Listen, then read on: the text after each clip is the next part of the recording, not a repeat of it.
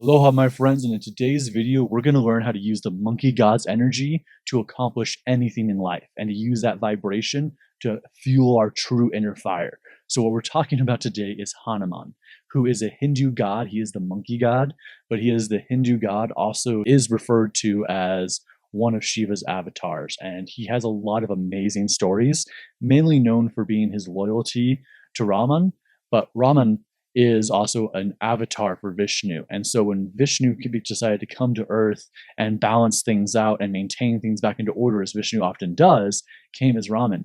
But Brahman asked Shiva if he would also accompany Vishnu on this journey and help him out. And so Shiva incarnated as Hanuman, avatar of Shiva, which is really interesting because of the way Shiva shows up later in Hanuman's life. Yes, as the reincarnated avatar, but also as this higher self being, which taps into a bit that we are the avatar and we're a spiritual being having a human experience. You're not a human being having spiritual experiences. You're a spiritual being having human experiences.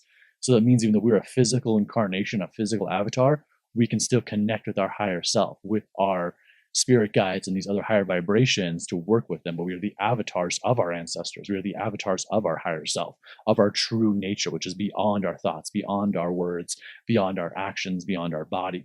We are all those things. We're the captain of them, but we are so much more than that. And so Hanuman, coming back into him, he was born to the wind god Vayu. And as a child, he had a great hunger and just had so much power and energy that it was hard to fill his belly. And so actually he came out one time as a child in the early morning and saw the sun. And so he decides to take a bite of the sun. And so he jumps forth to grab the sun to take a bite of it.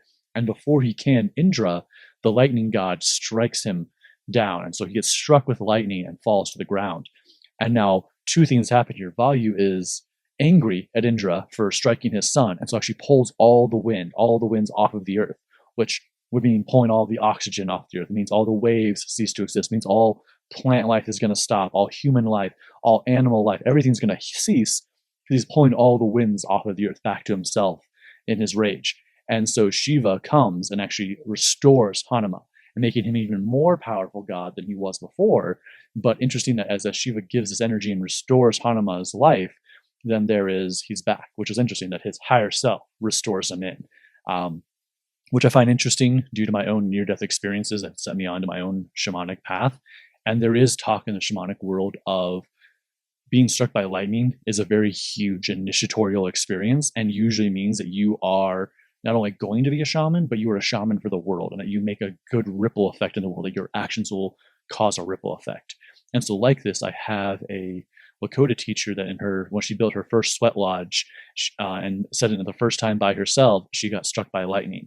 And then I think got struck by lightning there, and then immediately again that same day before she even fully recovered and was able to get anyone to help her. And then a third time later in her life, she got struck by lightning again. And each time were these huge shamanic initiations where she leveled up greatly. And she actually worked with Michael Hardner, who not created core shamanism, but taught a lot of core shamanism and really brought core shamanism to be something that can be taught to multiple cultures and is a combination of that vibration and energy. So that's just an example of that. And so part of that, like tying it back here to Hanuman, he's struck by lightning and he becomes such an influential character in the ripple effect of the world, especially in his connection to Rama, where Rama goes off and does these things and becomes the crowned prince, becomes the king and is assisted by Hanuman and actually leads his monkey army and into war and assists him. But by all the things that Hanuman does, it causes a ripple effect into the world and makes a difference. And even before he gets to be with Raman and makes a connection with that and helps that become a great thing that makes a ripple effect in the world that actually brings balance back into it. Because that's the whole reason Vishnu incarnated as Rama, was because the world had become in such chaos and unbalance, and that it needed to be brought into balance and maintained again. And so Vishnu comes, Raman does that, and we're brought back into unity. And so because of Hanuman and Raman, who is essentially Vishnu and Shiva, who were sent by Brahman to do this, it brings things back into balance. And there's an energy being aflow there. And so they play a huge role in that. And so the lightning, even though it was this tragic thing, was also a sign of greatness. And now also Hanuman gained much power, but being too young at the time when this happens, this is before he goes on his adventures with Rama, he is actually very mischievous, very monkey-like energy, and is very actually messes with a lot of the gurus in the Hindu faith and messes with them, and they actually get a little upset with them. And one of them actually curses him that Hanuman forgets all of his power. So he forgets that he can grow super big. He forgets that he can shrink down super tiny. He forgets all of his power and energy.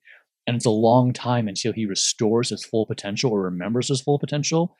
But this is because he actually begins to work with the sun goddess and becomes an apprentice of the sun and learns from them and actually taps into his abilities again and is very humbled and becomes a very humbled being and then rises to higher, greater power. And so it's kind of this interesting thing. And just because I enjoy anime and Dragon Ball, it's a similar thing to where you can look at Goku from Dragon Ball, where he's a little bit like Hanuman, where he's this mischievous monkey child. And then he learns martial arts and he learns how to be kind and nice. And then he does a lot of introspection. And, the story separates from Hanuman at that point.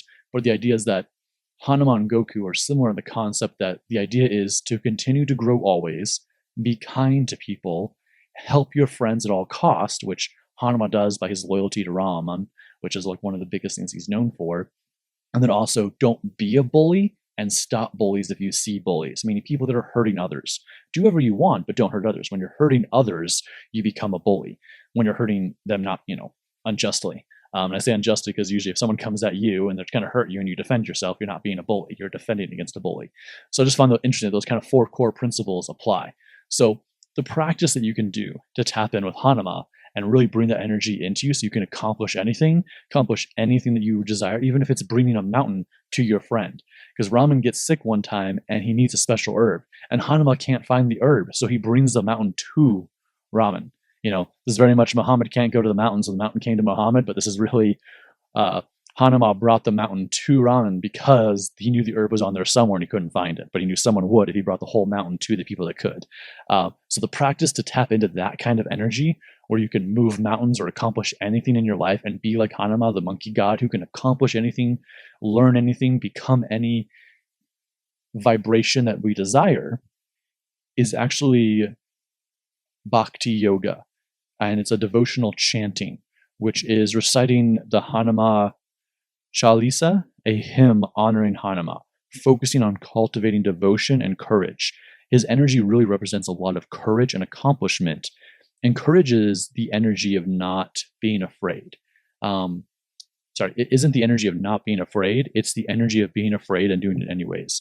So always facing it going, I'm afraid. I acknowledge that, but I also believe in myself and I know I can accomplish this. So me, fear, and courage are going on the roller coaster together to accomplish the thing. And so when you do this chant, this devotion, this hymn, you let his energy inspire you to serve others and face challenges fiercely.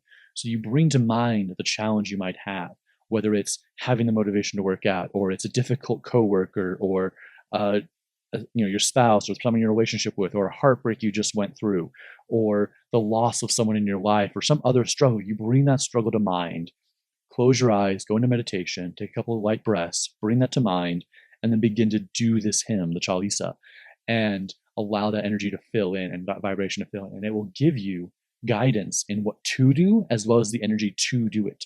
And if you already know what to do, this will give you the power to accomplish it and remind you that you are going to face it courageously and fearlessly, which fearlessly does not mean you don't have fear.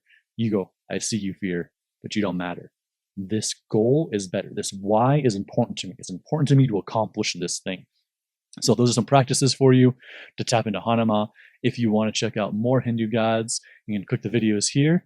Peace, love, namaste. Have joy in your current moments. Echoes like thunder's claim. Hanuman, the monkey king's on fire. Strike of lightning, rising higher. Devotion strong, his heart's the key. Protector of all, set the spirit